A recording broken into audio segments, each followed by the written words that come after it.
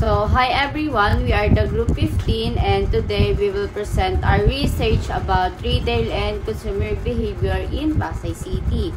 So, our study looks at how people shop, how e-commerce influence them, and what makes them pick the certain brands. So, next, we pick this topic because retail is changing fast. Pasay City has small and strong internet access, so it's a great place to see how people shop these days, whether online or offline, and what drives their choices.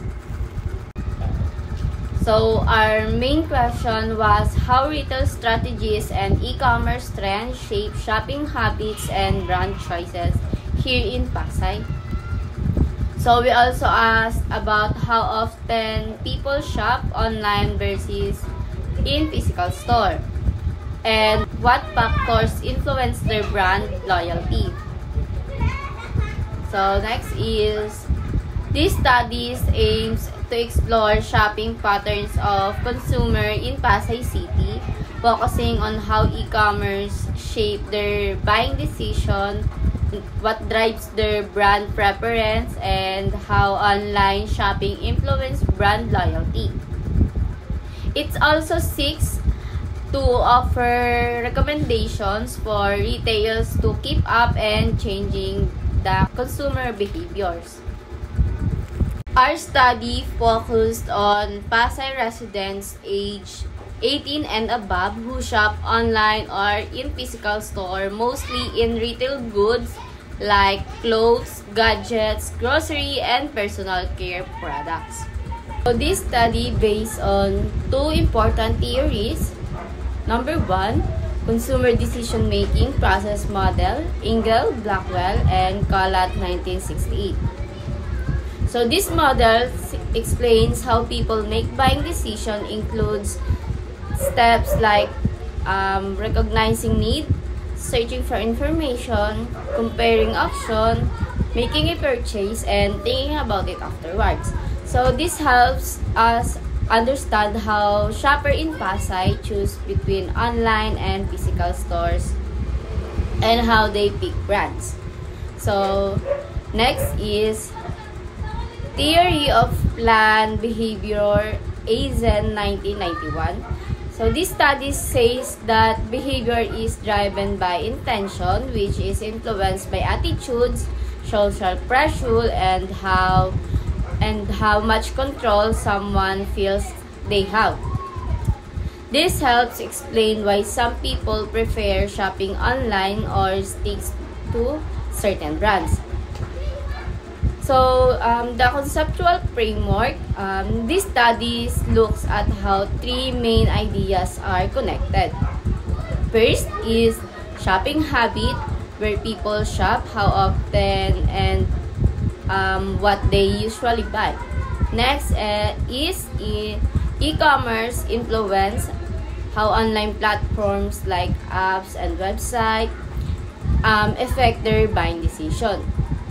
So, last is brand choices, what makes people pick one brand or over another, like price, quality, popularity, etc. So, these three factors work together to shape consumer behavior in Pasay City.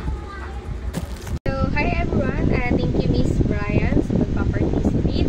So, here in next slide, we have a review of related literature in the study. So, here I have some notes kasi medyo mahaba-ba itong tatalakayan natin since may mga ipapakita pa ako sa inyo charts and graphs para mas maintindihan yung research namin.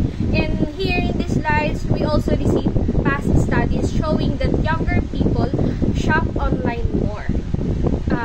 E-commerce platforms are growing fast. Actually, when it comes, since marami na ngayon mga social media, masyadong kalat na talaga.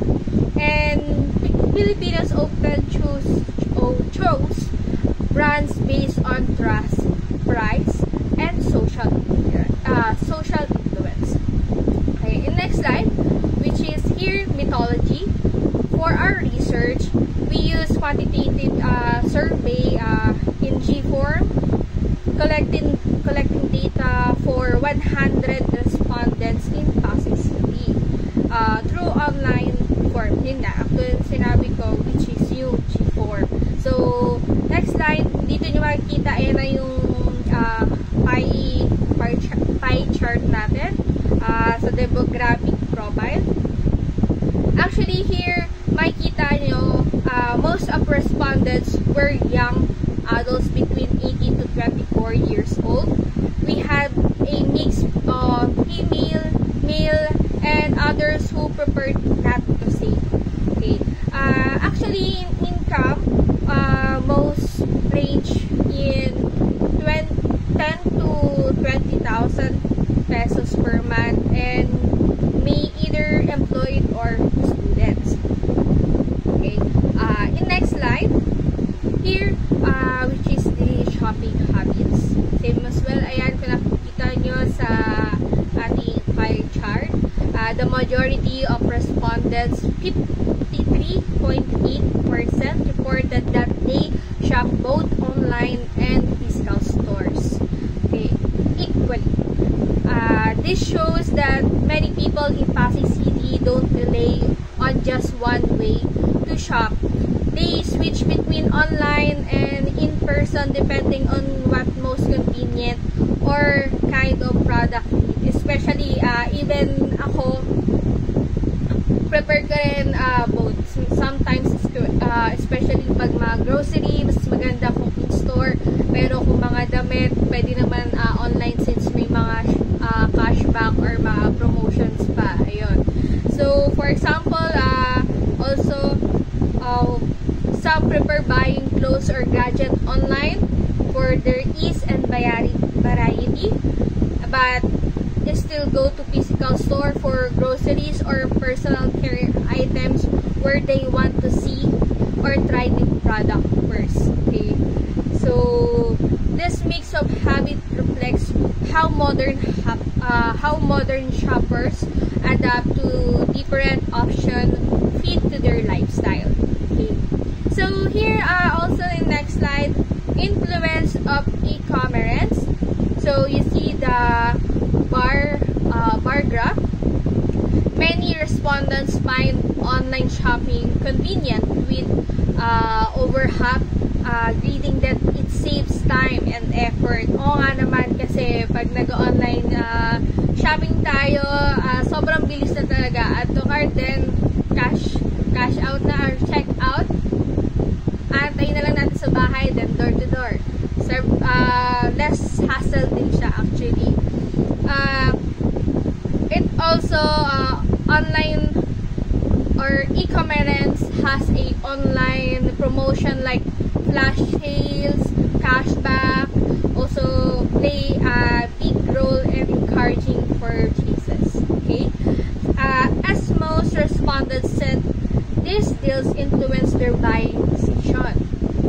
Trust, it is important to many shoppers rely on product reviews and rating before deciding to buy online. Actually, when we use like Lazada, Shopee, you'll see the review.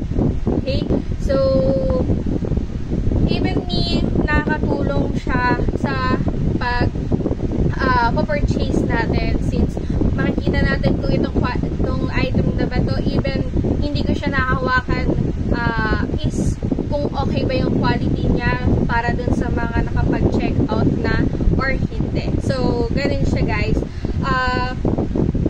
Actually, showing that they want to reassure about the quality and value, like what I've said. Mobile apps are a popular way to shop, making it easy for consumers to browse by anytime. So, ayun, here in next slide, we have brand choices.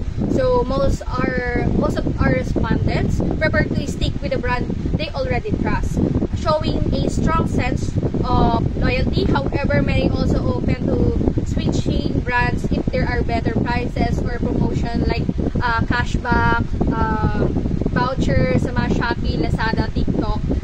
So these days kasi marami na tayong mga ganong mga promotion. Also, plays a key role in shaping preference, recommendations, and at platforms like Facebook, Instagram, TikTok, whatsoever. Since these modern days, we have a lot of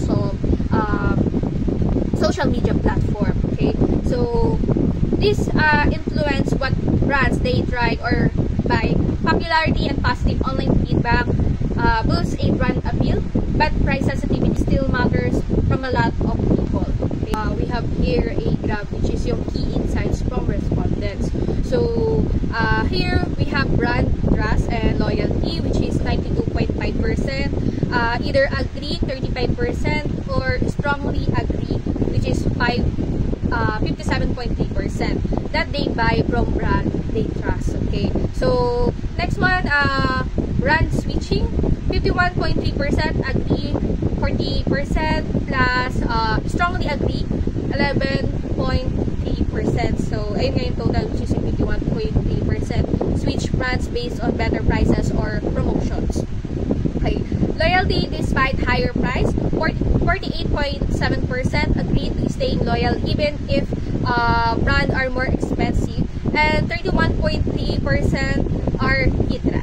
Okay, so influence of social media, we have here agree 30% plus strongly agree 40%, which is a total of 70%, are influenced by social media recommendations. Brand popularity, agree 37.5% plus strongly agree 53.8%, with a total percentage of 91.3% are influenced by how popularity a brand is. Okay, brand popularity impact also, ayun nga, syempre since gumagamit tayo ng mga ads or mga celebrities, talagang makaka-apekto to sa brand popularity impact. So next slide, we have here conclusion. Pasay City shoppers today tend to bend online and in-store shopping, driven by convenience and variety, while many remain loyal to their brands or promotion. And social media influence often sway their choices. Understanding they habits can help retailers better connect with consumers and dynamic market. Okay, retailers focus on younger consumers these days. Actually, use social media platforms or influencers, building trust through reviews, and policymakers supports digital access for all. So here in our last slide, so based on what we found, we suggest that retailers pay close attention to younger shoppers.